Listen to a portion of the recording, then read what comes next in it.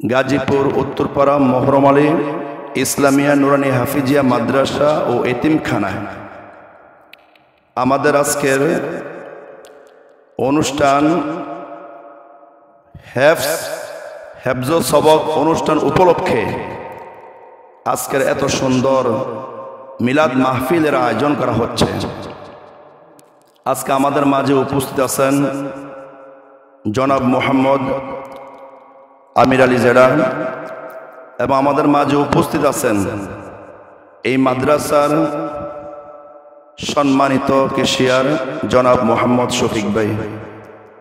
আমাদের মাঝে উপস্থিত আছেন জনাব মোহাম্মদ নোয়াব ভাই এবং আমাদের মাঝে উপস্থিত হয়েছেন হজরত মাওলানা শামসুল আলম সাহেব, খতিব গিলাতুলি কেন্দ্রীয় জামে মসজিদ। সকলে বলুন আলহামদুলিল্লাহ, আরো জোরে বলি আলহামদুলিল্লাহ। আজকে আমরা সকলে এখানে উপস্থিত হতে আমরা খুশি না বেজার? আমরা আজকে এখানে উপস্থিত হতে আমরা খুশি না বেজার? আজকে আমরা এমন একটি জায়গায় উপস্থিত হতে পেরেছি যে জায়গার মধ্যে যতক্ষণ পর্যন্ত মানুষ অবস্থান করবে, যতক্ষণ পর্যন্ত থাকবে, ততক্ষণ পর্যন্ত আমাদের আমল নামে শুধু নেক উঠতে থাকবে। সুবহানাল্লাহ বলুন। তাহলে আমরা আমাদের নেকের প্রয়োজন আছে কি নাই? আমাদের নেকের প্রয়োজন আছে কি নাই? আজকে আমাদের মাঝে আলেম ওলামা উপস্থিত এবং এলাকার মান্যগণ্য ব্যক্তিগণের উপস্থিত এবং আজকে এই অনুষ্ঠানকে কেন্দ্র করে আজকে আমরা মিলাদ মাহফিলের আয়োজন করছি, ঠিক কিনা? আমরা ইনশাল্লাহ এই মাদ্রাসার শুরু থেকে এ পর্যন্ত আমরা দাফে দাফে প্রতি বছরে 2-3 জন আমরা কোরআনে হাফেজ হতে যাচ্ছে, ঠিক কিনা? আমাদের লক্ষ্য গাজীপুর উত্তরপাড়া মহরম আলী ইসলামিয়া নুরানি হাফিজিয়া মাদ্রাসা ও এতিমখানায় এই মাদ্রাসাকে কেন্দ্র করে আমাদের এই সমাজে বা আশেপাশে অর্থ এলাকার মধ্যে যত কবরস্থান রয়েছে আল্লাহ রাব্বুল আলামিন যেন আমাদের এই মাদ্রাসাকে কেন্দ্র করে যেন সকল কবরস্থানে যত হাজার হাজার মুদ্দাখিরিন শাহীদ আছে প্রত্যেকের কবরগুলো যেন আল্লাহ রাব্বুল আলামিন জান্নাতুল ফিরদৌস নসিব করেন। আমরা সবাই বলি আমিন, আরো জোরে বলি আমিন। আজকে দেখেন আমাদের মাঝে এই ছোট ছোট বাচ্চা, হয়তো কারো 8 বছর হবে, কারো 10 বছর, কারো 11 বছর। এই যে ছোট ছোট বাচ্চারা আজকে কোরআন শরীফের সবক নিচ্ছে, এই হেফজ সবক নিচ্ছে। যদি মনে করেন কাহারো দাদা, কাহারো দাদি, কাহারো নানা, কাহারো নানি কবরের মধ্যে জাহান্নামের আগুনে গ্রেফতার হয়ে আছে, জ্বলন্ত আগুনে আছে, আজকে এই তাদেরকে উসিলা করে আল্লাহ রাব্বুল আলামিন তাদের কবরগুলা জান্নাতুল ফিরদৌস নসিব করেন। আমরা সব বলি আমিন। তাহলে এই জানি মাদ্রাসায় যদি কোনো ব্যক্তির কবরে জাহান্নাম জ্বলন্ত হচ্ছে, যদি কেউ মনে করে আমার দাদা, আমার দাদে বা আমার বাবা, আমার মা অন্ধকার কবরে জাহান্নামে জ্বলছে, আমি তাদের নাজাতকে কেন্দ্র করে আমি মাদ্রাসায় আমার একটা ছেলে, আমার একটা নাতি, তাদেরকে মাদ্রাসায় পড়াবো, তাদেরকে মাদ্রাসায় ভর্তি করাবো। আমার ভাইয়েরা, বন্ধুরা, বাবারা, মাদ্রাসায় ভর্তি হতে দেরি তাদেরকে আল্লাহ রাব্বুল আলামিন জান্নাত দিতে দেরি করবেন না। সুবহানাল্লাহ বলেন, আরো জোরে বলুন সুবহানাল্লাহ। আল্লাহ রাব্বুল আলামিন বলেন ইন্না নাহনু নাযালনা যিকরা ওয়া ইন্না লাহু লাহাফিজুন। আল্লাহ রাব্বুল আলামিন বলেন আমি আল্লাহ এই কোরআন নাজিল করেছি, আমি আল্লাহ এই কোরআনের সংরক্ষণের দায়িত্ব আমি নিজে জিম্মাদার নিয়েছি। সুবহানাল্লাহ বলেন। তারপর আল্লাহ রাব্বুল আলামিন বলেন ওয়া ইন্না লাহু লাহাফিজুন, আমি আল্লাহ এই কোরআন যেহেতু নাজিল করেছি, কোরআনের সংরক্ষণের দায়িত্ব সম্পূর্ণই আমি গ্রহণ করেছি। আমার হাবিবের মাদ্রাসায় যারা লেখাপড়া করবে, লেখাপড়া কর অবস্থায় কোরআন শরীফকে মুহাব্বত করবে, আঁকড়িয়ে ধরবে, ওই কোরআন শরীফ মুহাব্বত করার কারণে ওই ব্যক্তির জিম্মাদার আল্লাহ হয়ে যান। সুবহানাল্লাহ বলেন, আরো জোরে বলুন আল্লাহু আকবার। তাহলে আমরা আজকে এই কোরআন শরীফ পড়াকে কেন্দ্র করে যদি কোরআন শরীফকে মুহাব্বতকে কেন্দ্র করে যদি আল্লাহ রাব্বুল আলামিন যেমনে ভাবে কোরআন শরীফের জিম্মাদার নিয়েছেন ওই রকম ভাবে যদি আল্লাহ রাব্বুল আলামিন যাহারা কোরআন শরীফ পড়বে, কোরআন তেলাওয়াত করবে, কোরআন শরীফকে মুহাব্বত করবে, তাদেরকেও যদি কোরআন শরীফের মতো যদি আল্লাহ রাব্বুল আলামিন জিম্মাদার নিতে পারেন, আমরা এই কোরআন শরীফের হাফেজ হতে চাই কি চাই না? আরো জোরে আমরা চাই কি চাই না? আজকে এই মাদ্রাসায় অনেকের ছেলেরা অনেকে আফসোস করে, আহারে আমার যদি ছেলে থাকতো আমি মাদ্রাসায় ভর্তি করতাম, আমার যদি একজন মেয়ে থাকতো আমি মাদ্রাসায় ভর্তি করতাম। যেহেতু মাদ্রাসায় পড়ানোর এত ফজিলত, এত বরকত আমি যদি জানতাম, তাহলে তো তাদের এই আফসোসকে কেন্দ্র করে যারা মাদ্রাসায় আজকে দান করতেছেন, ক্ষণে আলুর বস্তা দিতেছেন, ক্ষণে চাউলের বস্তা দিতেছেন, ক্ষণে এতিমদের মাথায় হাত বুলিয়ে তাদেরকে জামা কাপড় দিচ্ছে, কিন্তু যাদের ছেলেরা হাফেজ না, যাদের মেয়েরা হাফেজা না, ওই তাদের একটা ছেলেকে হাফেজ বানালে যেই বরকত পাইতো, যেই হাসরের ময়দানে যেই নূরের মুকুটকে আল্লাহ রাব্বুল আলামিন তাদেরকে পড়াইতেন বাবাকে, ওই ছেলে সন্তানদেরকে হাফেজ যেহেতু বানাইতে পারে না, মাদ্রাসায় দান করার কারণে, মাদ্রাসার ছাত্রদেরকে কোরআন শরীফ হাদিয়া দেওয়ার কারণে, মাদ্রাসার ছাত্রদেরকে পাঞ্জাবি টুপি এগুলি দেওয়ার কারণে, মাদ্রাসার ছাত্রদেরকে মুহাব্বত করার কারণে কাল কিয়ামতের ময়দানে যেই ছাত্রদেরকে প্রশ্ন করা হবে তোমরা হাফেজ হয়েছো কিভাবে, তখন তারা জবাবে বলবে আমাকে এই এমনি মাদ্রাসার কেশির সাহেব জনাব মোহাম্মদ শফিক সাহেব আমাদেরকে পাঞ্জাবি দিত, মাঝে মাঝে চাউলের বস্তা দিত, বলবে এই তাদের উসিলা করে আমরা কোরআনে হাফেজ হতে পেরেছি। সুবহানাল্লাহ বলেন। এবং প্রশ্ন করা হবে তোমরা কিভাবে হাফেজ হয়েছ, তখন এই বলবে এই ছাত্ররা, যখন আল্লাহ রাব্বুল আলামিন প্রশ্ন করবে তখন ছাত্ররা কি বলবে, মুরার বাড়ির আমিন ভাই আমাদেরকে মাঝে মাঝে চাউল দিয়েছে, মাঝে পাঞ্জাবি কিনে দিয়েছে, মাঝে শীতের মৌসুমে আমরা যেন আরাম পাই কম্বল দিয়েছে, এইগুলি দেওয়ার কারণে আমি কোরআনে হাফেজ হতে পেরেছি। সুবহানাল্লাহ বলেন। কিন্তু কাল কিয়ামতের ময়দানে এইভাবে ছাত্রদেরকে যখন প্রশ্ন করা হবে, যারা মাদ্রাসা দান করত, টাকা পয়সা দিত, ইট দিত, সিমেন্ট দিত, এইভাবে তাদেরকে কেন্দ্র করে যারা যেই লোকগুলা দানশীলতা ছিল ওই তারা ইনশাআল্লাহ নাজাত পেয়ে যাবে। সুবহানাল্লাহ বলেন। আরো জোরে বলুন সুবহানাল্লাহ। এই জানি প্রতি বছরে 3 জন 4 জন, আমি ইনশাআল্লাহ 11 জনকে আমি পাগড়ি পরাইছি মসজিদের মাঠে, ঠিক কিনা? মুরব্বীরা বলতে পারবো আমি 11 জনকেও মাথায় পাগড়ি পরানো হচ্ছে, 11 জন একসাথে হাফেজ হয়েছে, এমন আমার রেকর্ড আছে ইনশাআল্লাহ। এই মাদ্রাসা থেকে লেখাপড়া করে। তো এই ছাত্রগুলা কেউ কোনো মাদ্রাসার মুহতামিম হতে পেরেছে, কেউ এই বাহির রাষ্ট্রে যে লেখাপড়া করতেছে, কেউ আবার ভালো অবস্থানে ব্যবসা বাণিজ্য নিয়ে ব্যবসা করতেছে। তাহলে এটা কি মাদ্রাসার গৌরব না? আরে বলেন এটা কি মাদ্রাসার গৌরব না? তাহলে ইনশাআল্লাহ আমাদের প্রতিটি ঘরের প্রত্যেক ঘরের একজন করে সন্তান মাদ্রাসায় পড়ুক, আমরা চাই কি চাই না? মাদ্রাসায় লেখাপড়া করে হাফেজ হয়ে, আলেম হয়ে, মুফতি হয়ে, মুহাদ্দিস হয়ে আমরা এইভাবে যদি জীবনযাপন উত্তীর্ণ হতে পারি, আমাদের এটা লাভ না লস? আরো যেরকম লাভ না লস? এখান থেকে একটা হাফেজ একজন কায়দা থেকে একবারে শেষ পর্যন্ত কোরআন মুখস্থ করে যখন এখান থেকে চলে যাবে, আরেকটি জায়গায় যাইয়া হয়তো আলিয়া মাদ্রাসায় হয়তো অন্য লাইনে লেখাপড়া করবে, এই ছাত্রটা তো আবার আরেকটা মাদ্রাসায় এমনভাবে মুহতামিম হয়ে, মুহাদ্দিস হয়ে হাজার হাজার ছাত্র হাফেজ বানাবে, ঠিক কিনা? তো ইনশাআল্লাহ আমি আজকে আমার এলাকাবাসীর জন্য, আমার আশেপাশের এলাকাবাসীর জন্য আমি আজকে খাস করে দোয়া করব, যেমনিভাবে আজকে 5 জন ছাত্র হেফজ সবক নিচ্ছে, ইনশাআল্লাহ এই 5 জন এক একটা ছাত্র যেন হাজার হাজার ছাত্র এক একজনের মাধ্যমে হাফেজ হতে পারে, আমরা সবাই দোয়া করব।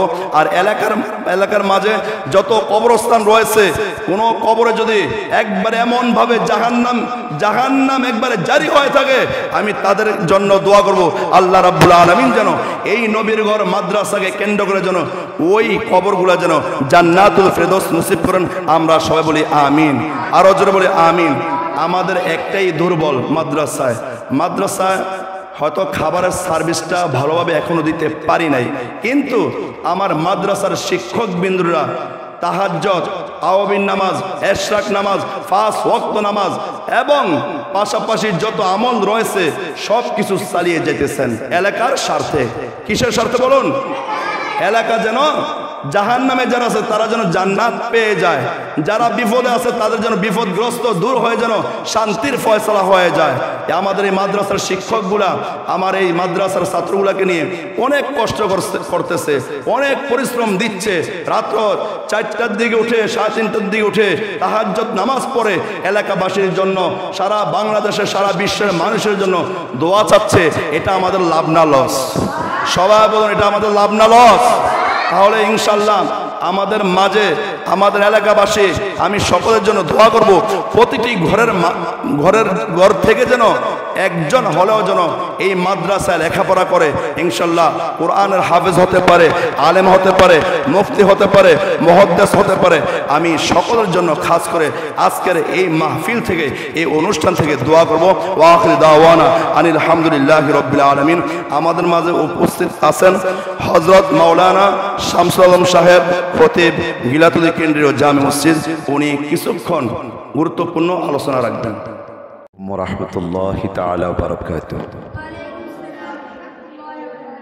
আলহামদুলিল্লাহ কাফা ওয়া সালামুন আলা ইবাদিহিল্লাযীনা ইসতাফা আম্মা বা'দ। ফাআউযু বিল্লাহি মিনাশ শাইতানির রাজীম। বিসমিল্লাহির রাহমানির রাহিম। ইকরা বিসমি রাব্বিকাল্লাযী খালাক, খালাকাল ইনসানা মিন আলাক। قال النبي صلى الله عليه وسلم خيركم من تعلم القرآن وعلمه। সকলে বলে আলহামদুলিল্লাহ। আল্লাহ তাআলা দরবারে লাখ কোটি শুকরিয়া জ্ঞাপন করছি। মহান আল্লাহ তাআলা পবিত্র একটি সময় জোহরের নামাজের পরে কোরআনের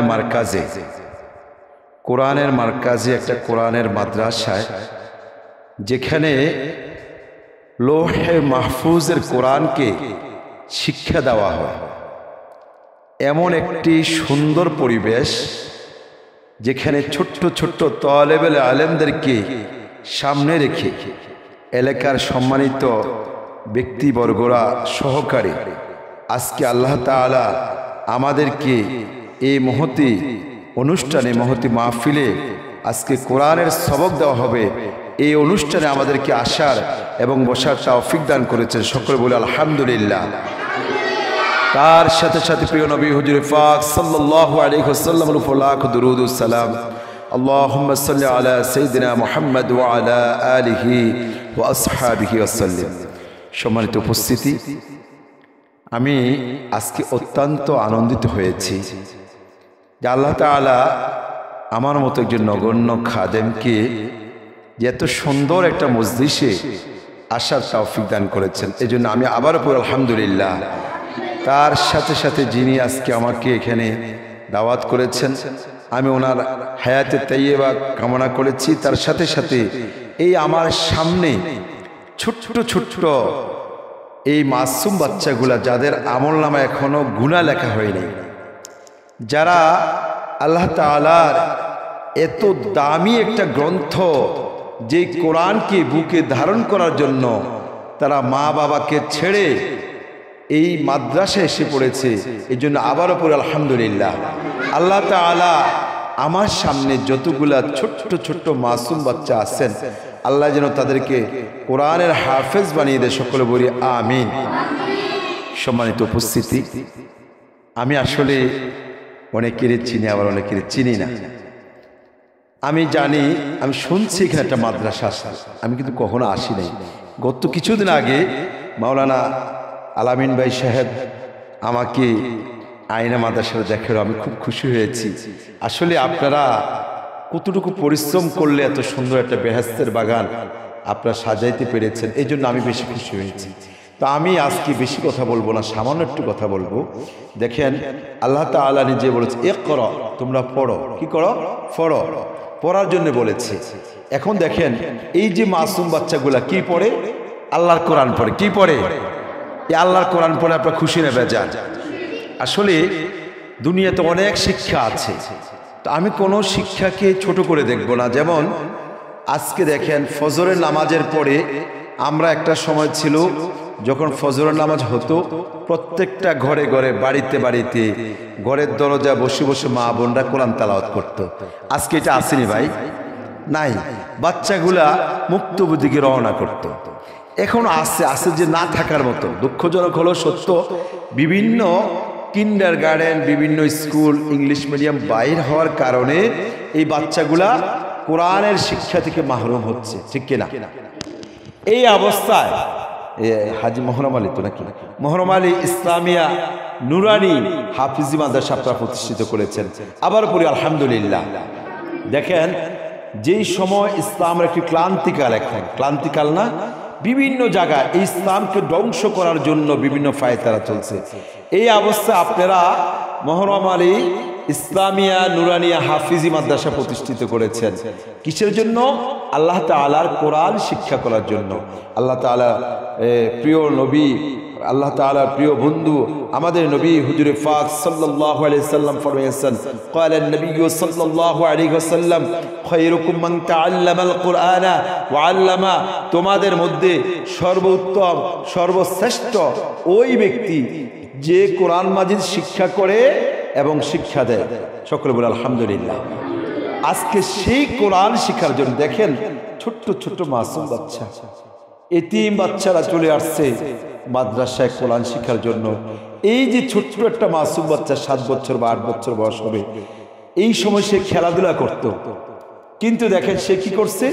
কোরআন শিক্ষার জন্য মাকে ছেড়ে বাবাকে ছেড়ে ওই গভীর রজনীতে রাতে 3টা পৌনে 3টা উঠে কোরআন তেলাওয়াত করা আরম্ভ করে। বলেন আলহামদুলিল্লাহ। এর চেয়ে উত্তম কাজ কিছু হতে পারে? আর এই কোরআনের খাদেমরে এই পাশে বসে আছেন, আপনারা কোরআনের খেদমত করেন। আল্লাহ তাআলা যেন আপনাদের খেদমতকে কবুল করে, শুকর বলেন আমিন। এই তলেবুল আলেম এই যে যখন গৌরস্থানের পাশে দিয়ে হেঁটে যায় তখন আল্লাহ তাআলা তাদের সম্মানার্থে 40 দিন কবর আযাব মাফ করে দেয়। সুবহানাল্লাহ। তার সাথে সাথে আরেকটা কথা বলি, না বললে নাই হয়। এই মাসুম বাচ্চাগুলা যখন মাদ্রাসার উদ্দেশ্যে কোরআন শেখার উদ্দেশ্য করে বের হয়, ঘর থেকে বের হয়, আল্লাহ তাআলা তাদের সম্মানার্থে নূরের যে ফেরেশতা আছে তাদের পর রাস্তার মধ্যে বিছিয়ে দেয়। সুবহানাল্লাহ। তার সাথে সাথে এই বাচ্চাগুলা যখন, এই তলেবুল আলেমগুলা যখন মাদ্রাসায় রওনা করে, রাস্তার পাশে পুকুর থাকে, বিভিন্ন ক্ষেত পাথর থাকে, বলতেছে গর্তের ফিফুলিকা, সাগরের মাছ, বিভিন্ন জীব জন্তু এই তলেবুল আলেমের জন্য দোয়া করতে থাকে। বলেন না সুবহানাল্লাহ। আপনারা খুশি না বেজা? আমি বেশি কিছু বলবো না, আমি আপনাদের কাছে আকুল আবেদন করব, এই যে এতিম বাচ্চাগুলা, আমার ভাইজান বলেছেন অনেক খানা পিনার ব্যবস্থা করতে অনেক টাকার প্রয়োজন হয়, আঞ্জাম দেওয়াটা কষ্ট হয়ে যায়। একটা কথা আছে, একের বোঝা 10-এর লাঠি, ঠিক কিনা? তো আমরা যদি সবাই একটু খেয়াল করি, কাদের জন্য? এই কোরআনের ফাঁকিগুলোর জন্য, যারা লৌহে মাহফুজের কোরআন তাদের বুকে ধারণ করবে, এদের জন্য আমি আমার সব ভাইদের কাছে অনুরোধ করব, আল্লাহর হস্তে তাদের দিকে একটু নেক নজর রাখবেন। আমি শুনেছি অনেকে চাউল দেয়, ডাল দেয়, টাকা পয়সা দেয়। এইভাবে আমরা প্রত্যেকে যদি কিছু কিছু করে এই মাসুম বাচ্চাদের জন্য, এই এতিমদের জন্য, এই কোরআনের খাদিমদের জন্য, এই কোরআনের ধারক বাহকদের জন্য যদি আমরা একটু সাহায্য করি, তাহলে এই বাচ্চাগুলোর মুখে হাসি পড়বে, ঠিক কিনা ভাইরা আমার? কত টাকা নষ্ট করে ফেলি ভাই, বিভিন্ন জায়গায় আমরা টাকা পয়সা দান করি না? একটু কথা বলবো, সময় নষ্ট করতেছি, বলবো একটু শোনেন। যেমন দান করার বিভিন্ন ক্ষেত্র আছে, বিভিন্ন জায়গা আছে, কিন্তু তার মধ্যে কিছু বিশেষ জায়গা আছে। ব্যবসা বাণিজ্য, ব্যবসা সবাই করে, ব্যবসা কিছু অনেক লাভ হয়, কোনো জায়গায় লস হয়, কোনো জায়গায় কম লাভ হয়, কোনো জায়গায় বেশি লাভ হয়, ঠিক কিনা? কিন্তু দেখেন ভাই, আমরা অনেক সময় মানুষের আল্লাহ হচ্ছে টাকা পয়সা দান করি, এই টাকা দেখা যায় অনেক সময় মানুষের খারাপ কাজও লাগিয়ে ফেলে, অনেক সময় দেখা যায় লাভে টাকা লাগিয়ে দেয়, আছে না? কিন্তু দেখেন এই যে কোরআনের মারকাজে, এই যে নুরানি হাফিজি মাদ্রাসা যদি আপনি দান করেন, কি লাভ হবে জানেন? আপনি যে 50 টাকা দিয়েছেন, এই 50 টাকা দিয়া 500 গ্রাম অথবা 600 গ্রাম চাউল কেনার পরে, এটা পাক করার পরে যখন এই মাসুম বাচ্চাগুলো, এতিম বাচ্চাগুলো খাবে, খাওয়ার পরে তাদের শরীরে শক্তি জোগাড় হবে। এই শক্তি দিয়ে তারা কি করবে একটু বলেন তো? কি করবে? কোরআন তেলাওয়াত করবে। আলহামদুলিল্লাহ বলবেন না? এই আপনি 50 টাকার বিনিময় এই মাসুম বাচ্চা, এই এতিম বাচ্চা কি করলো? খেয়ে শক্তি তৈয়ার করে আল্লাহর কোরআন তেলাওয়াত করলো। বলেন না আলহামদুলিল্লাহ। এর চেয়ে কি আর দামি কোনো জায়গায় দান হতে পারে? এর চেয়ে দামি আমি মনে করি পৃথিবীর শ্রেষ্ঠ এবং উৎকৃষ্ট স্থান হচ্ছে মাদ্রাসা এবং মসজিদ। তার মধ্যে মাদ্রাসার মধ্যে সকল প্রকার দান করতে পারবে, মসজিদে সব দান গ্রহণ করে না। যেমন জাকাত, ফিতরা এগুলো মসজিদে গ্রহণ করে না, জানেন তো আপনারা। কিন্তু মাদ্রাসায় এতিম বাচ্চাদেরকে যদি আপনি কোরআন হাদিয়া দেন, একটু চাউল কিনে দেন, ডাল কিনে দেন, 2 কেজি গোস্ত কিনে দেন। ভাই আমিও এতিমখানায় পড়েছি, সাফাপুর এতিমখানা থেকে আমি হাফেজ হয়েছিলাম। আমরা 2 মাস 3 মাস গোস্ত চোখে দেখতাম না, মাছ দেখতাম না। কেউ যদি আল্লাহর হস্তে দিত তারপর আমরা খেতাম। ঠিক একই তো অবস্থায় দেয়। আমরা বুঝি কত কষ্ট করে এই বাচ্চাগুলা কোরআন তেলাওয়াত করে। দেখেন যখন রাতে 3টা বাজে আমরা ঘুমিয়ে থাকি, এই বাচ্চাগুলা উঠে পাখির মতন কিচির মিচির করে কোরআন তেলাওয়াত আরম্ভ করে। কোরআন সুবহানাল্লাহ। এই জন্য আমরা সবাই কাছে, আমি আপনাদের সকলের কাছে আকুল আবেদন থাকবে এই মাসুম বাচ্চাদের জন্য, এই এতিমদের জন্য আপনারা সকলের দানের হাতকে প্রসারিত করবেন। আল্লাহ যেন আমাদের সকলকে কবুল করে, সকল বলে আমিন। আর আজকে যে এই মহতী অনুষ্ঠানে আসছি, দেখেন এই ছোট্ট ছোট্ট বাচ্চাগুলা কিসের সবক নেবে? কোরআনের সবক, হেফজের সবক। দেখেন আমি আরেকটা কথা বলি, আলিফ লাম মিম, এখানে এমন কোনো কেউ নেই যে পারে না। আপনারা সবাই পারেন না? আলিফ লাম মিম প্রথম কোরআন তেলাওয়াত করার ছলে প্রথম পড়ে কি? আলিফ লাম মিম। এখানে একটা শব্দ, 3টা অক্ষর মিলে একটা শব্দ, ঠিক কি না? দেখেন কোন ব্যক্তি যদি, আল্লাহ তাআলা বলতেছে যে যেই ব্যক্তি এমনিতে শুধু আলিফ লাম মিম পড়লো, আল্লাহ তাআলা তার আমলনামায় 10টা প্রতি আলিফ পড়লো এর বিনিময়ে 10টা নেকি দিবে, আলিফ লাম পড়লো তার বিনিময়ে 10টা নেকি দিবে, মিম পড়লো এর বিনিময়ে 10টি নেকি। মোট কয়টি নেকি হলো? 30টি নেকি। আলহামদুলিল্লাহ বলবেন না? ভাইরা আমার, এই যে আমার ভাইয়েরা, সম্মানিত এলাকার মেহমান বিন্দু, এলাকার সম্মানিত ব্যক্তিবর্গ, আপনারা যে দান করেছেন, দেখেন আপনাদের দান কত উচ্চ দান, কত সম্মানিত স্থানে আপনারা দান করেছেন। এই বাচ্চাগুলা তো এই সকাল রাত ভোর রাত্র থেকে রাতে 3টা থেকে আরম্ভ করে সন্ধ্যা রাতে 9টা 10টা পর্যন্ত কোরআন তেলাওয়াত করতেই থাকে। এবার বলেন এক অক্ষরের বিনিময়ে যদি 10 নেকি পেয়ে থাকে, তাহলে এই সকাল থেকে রাত পর্যন্ত তেলাওয়াত করে কত হাজার হাজার লক্ষ লক্ষ অক্ষর পড়ে, তাহলে কত লক্ষ নেকি আপনার আমার আমলনামা যেতেছে, ঠিক কিনা ভাইরা আমার? এই জন্য আমি আপনাদের কাছে আকুল আবেদন করব, এদেরকে দিলে লাভ কি হবে? সদকায়ে জারিয়া সওয়াব পাবেন। মানুষ মৃত্যুর পরে তার আমলনামা বন্ধ হয়ে যায়, গুনাহও করা যায় না, সওয়াবের কাজও করা যায় না। কিন্তু হ্যাঁ, সদকায়ে জারিয়া একটা দান আছে, সেটা হচ্ছে আপনি তাকে কি করলেন? একটা কোরআন হাদিয়া দিচ্ছে। এখন এই মাসুম বাচ্চা, এতিম বাচ্চা, সে কোরআন শিখলো, শেখার পরে সে কয়জনে শিখলো? একজন। সে আরো 10 জন এতিম বাচ্চা অথবা 10 জন হাফেজে কোরআন তৈরি করলো। বলেন আলহামদুলিল্লাহ। করার পরে এই 10 জন কি করলো?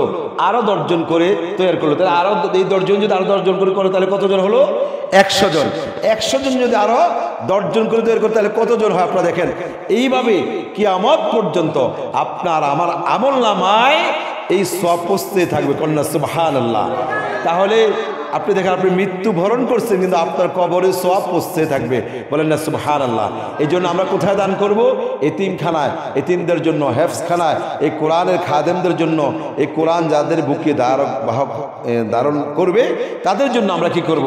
দান করব। আল্লাহ তাআলা আমাদের সকলের দানকে কবুল করুক, সকল বলেন আমিন। আজকে আলোচনার উপর আমাদের আমল করার তৌফিক দান করুক, সকল বলেন আমিন। আসসালামু আলাইকুম ওয়া রাহমাতুল্লাহ।